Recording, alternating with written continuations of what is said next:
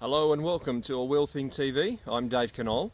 This week's episode we are checking out the 2016 Subaru Liberty sedan with the 2.5 litre petrol engine. It's evolution, not revolution, when it comes to the new Subaru Liberty sedan. Profile has changed a little bit. The most important change to this particular car, though, compared to the previous model, is around the front. It's a whole lot more better looking, to mangle the English language, than the previous model. It doesn't have this droopy sort of headlight style. It's got a little bit more of a refinement in there, and as you can see around just in here, it certainly looks a lot tidier, and they've updated the grille as well. Aluminium bonnet, nice and light, a lot of weight saving in there, and yes, that is that brilliant eyesight service that Subaru has, looking a bit like those old 3D panorama things that we used to have as kids, don't they? And around the back, a little bit of a tidy up. The taillights themselves are definitely a little bit more integrated. The whole profile, certainly a very pretty looking car. Subaru Liberty interior, we've got electric seats just here, nice and easy to use. They're heated as well. We've got a hill descent control of sorts. We've got an electric brake for our parking. A very much tidied up look for the controls here. We've got our air conditioning, we've got our modes, all nice and simple and very easy to use in regards to the graphics as well. As you can see, they'll swap through. Here on the information screen, it's a touch screen. It's integrated with what looks like Gorilla Glass as well. All done via our home button here. Takes you through to a basic screen, and then from there you can use all of these individual screens to go through to various pieces of information. Very simple to use, very intuitive, and exceptionally user-friendly. Audio quality as well is quite good, which is fantastic. Always nice to hear some great clear music. In regards to the clock, hidden down here, we've got two little buttons just onto the side of the passenger's heating, but I think that needs to be a whole lot bigger. Look how small those numbers are compared to the temperature in regards to the driver and passenger zones. Not really good enough, and I think they need to be a whole lot bigger. Over here onto the driver's side, we've got that familiar information screen, our cruise control onto the right hand side.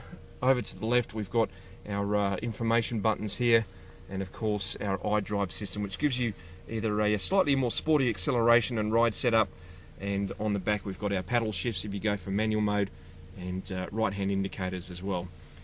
Pretty economic, as you can see, quarter of a tank left as we're due to hand back the car today. 550 kilometres covered, about half of that would be a highway drive, so some pretty decent fuel economy.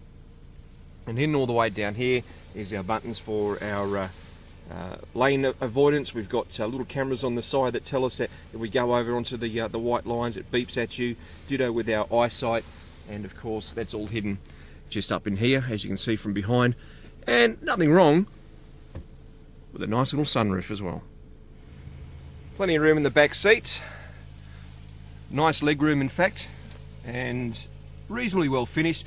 Issue with the seats is that although they look scalloped, you sit on rather than in. They're padded, but they're not excessively supported, which was a little bit uncomfortable. But we do have our normal nowadays 60/40 split fold seats as well. Beautiful design for the alloy wheels here for Subaru, 225 by 50 by 18s with some very grippy Dunlop rubber. Picked up the car, they were 30 psi, and the whole ride of the car just felt off. It didn't feel confident, didn't feel inspiring. Pumped them up to about 36 psi. Certainly the ride improved in one respect. As we have a look, we've got now a single exhaust pipe compared to double. The ride of the car just didn't feel comfortable. It felt like that the body was sitting on top of a couple of poles with some springs, and it's soft, it's a little bit wallowy, and the steering is so over assisted. The amount of times that the lane departure warning went off, purely and simply because I'd looked over to one side if there was cars that come in, all of a sudden the steering had thought, well, I want to move as well. It's just too much Subaru. It needs to be backed off. It's just way too assisted. There are some nice little detail touches with the Subaru. At night we've got a little neon blue light glowing just on the inside of here, and when you open the door as well, there is somewhere buried underneath here a little door light as well.